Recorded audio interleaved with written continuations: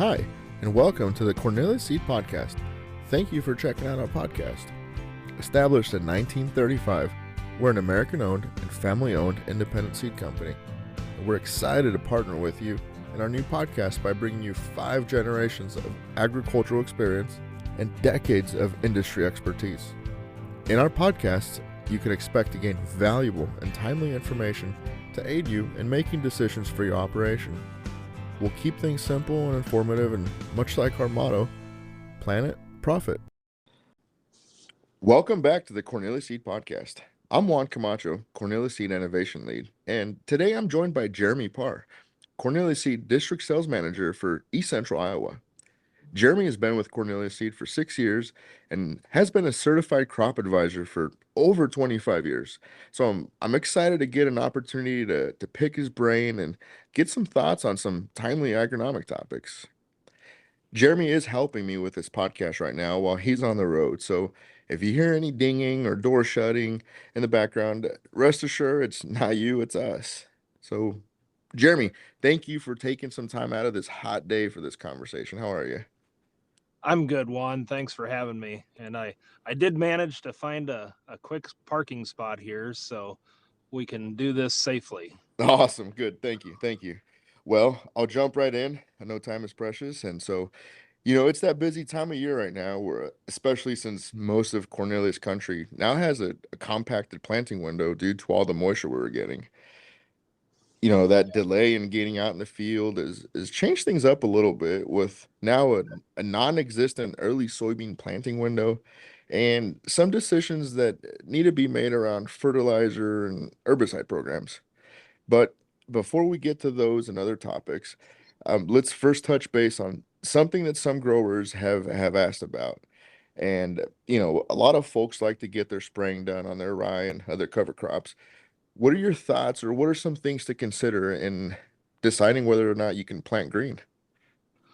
Well, Juan, I had several guys call me and, talk about planting green, and every one of them had mentioned that they had already terminated the rye. And I guess it took me a bit, but I finally realized that even though they had sprayed the rye was still green.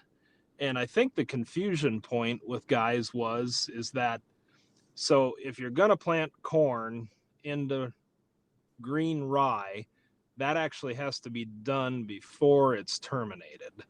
I know Iowa State recommends that if you terminate then with a chemical termination, that you want to wait 10 to 14 days before you would go ahead and plant the corn. So just wanted to clear up any confusion on that. And, there's a lot of guys in this compacted planting window that are, wanting to get things done, but with all the bushels that you could potentially lose in the market calling for all the bushels it can get, I think it's going to pay to wait for that window to get that rye good and crispy and then go ahead and plant the corn.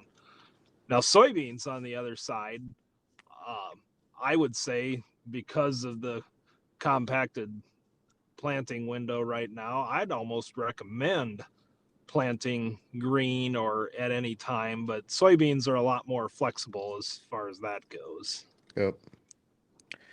No, they definitely are. And is there, for those guys that did plan into it, is there anything that they need to be looking out for or just keeping an eye on as they're, do their early season scouting plans?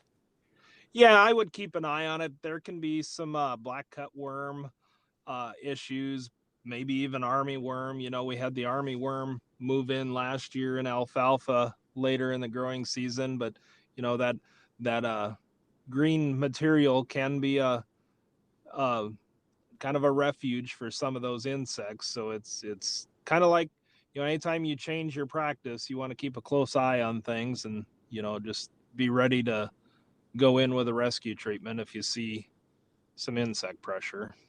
Brilliant. No, that makes complete sense. The so with the shortened planting season that we're experiencing, what are your thoughts around like fertilizer and herbicide programs and really how all that ties into that early planting soybean window that folks are really like to have gotten done, but really couldn't. So, really, in other words, what should we be focusing right now at this point in the game?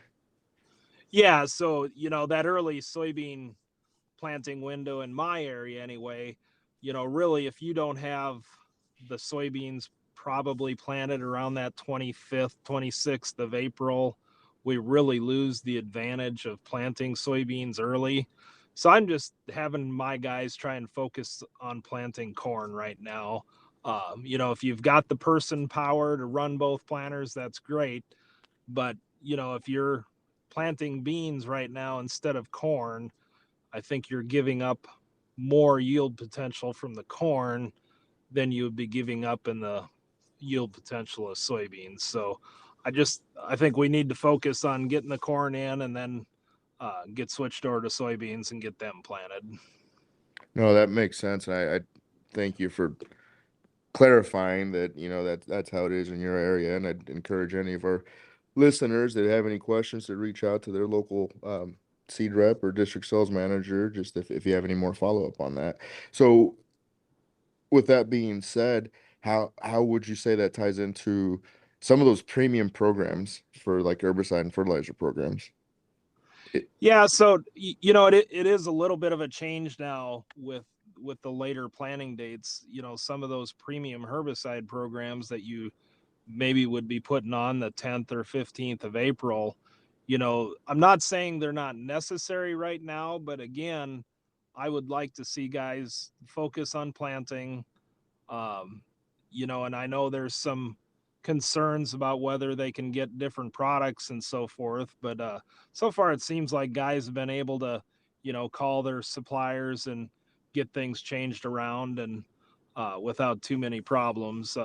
But go ahead and get that corn planted, get the soybeans planted with either the extend system or the enlist soybean system. We can always go in with an early application of enlist or extend flex and kill any emerged weeds. And the corn, maybe we can just go in with kind of a early post application, put something to burn any existing weeds down and a residual to hold things down. And I think we're going to be in pretty good shape. And we might even be able to save a little bit of money on that herbicide program also. yeah, it never hurts, that's for sure. The so I think one of the last things that we got some questions on that I'd like for you to touch base on is that, it relates to this heat, particularly really this week, right? Is Are the quick warm up and the hot and humid conditions that we're really currently experiencing, can any of that lead to any planting difficulties? Yeah, Juan. So, I would say from about noon on Monday into today, several guys that couldn't even get seed to flow in their planters, much less plant accurately. And all of them, for the most part, were guys using just graphite. So I guess really the only thing you can do with, the seed is cold. We've got hot, humid conditions. And then, quite frankly, in a lot of cases, seed is a little bit bigger this year. So use use some talc or dust, which both of those products will dry that seed out in the planter and just allow it to flow better and realize that it's probably going to take a little bit more of that stuff than normal just because the seed is a little bit bigger and conditions are, it's kind of the triple play of bad when it comes to getting seed to flow through the planter right now. So um, I think the guys that have been using dust or a talc have been able, they're more concerned about just finding that fine tuning that amount to get their monitor as close to 100% as possible. But, quite frankly, right now, if you're just using graphite, it's probably not going to cut it. No, that's a good tip and a good highlight there, really. I think it's very good for folks to keep in mind that, hey, that there might be a little bit extra that we'll have to put on this year, but the benefits far outweigh the cost as it relates to that type of product, you know. Yeah, and the advantage of that stuff is it's you're talking pennies an acre, and so it's not a big deal. But if you can't get the seed to flow, that's very frustrating. And I know a lot of guys have had enough trouble keeping the planters rolling anyway, and then to have something like this come along, it just adds to the frustration. No, absolutely. And I think that's honestly a good segue for us to put a button on this. It if as we're out there, we've got that compacted planting window. You know, folks wanna go all day or all night. You know, take a break, be safe, and let's prevent anything out there. Do you have anything else that you want to add that I may have missed?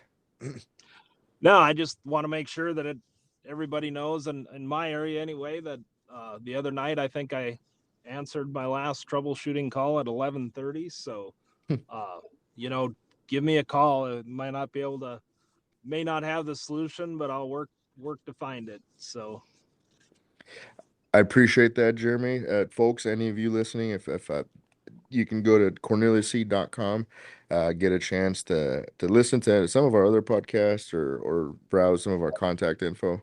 We do appreciate your time, and we hope you have a wonderful planting season. Thank you, and have a good rest of your day.